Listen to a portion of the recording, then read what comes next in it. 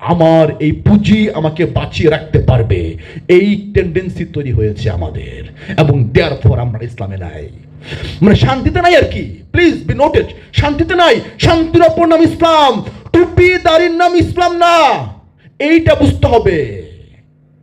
আপনারা টুপি দাড়ি জুব্বা পরে যদি ছুটেন পুঁজিবাদের পক্ষে, তাহলে তো প্রশান্তি আসবে না, কারণ দাড়ি টুপি জুব্বা প্রশান্তি এনে দিতে পারে না।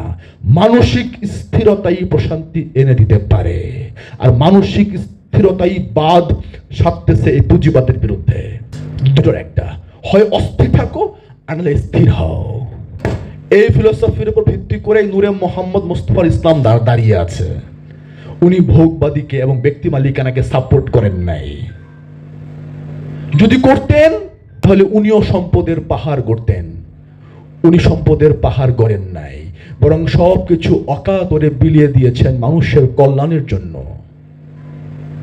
উনার দীক্ষা আমাদের জন্য, যে দেখো আমি ব্যক্তি মালিকানার মসনদে বসি নাই, এটা তোমাদেরকে আমি শিক্ষা দিয়ে গেলাম।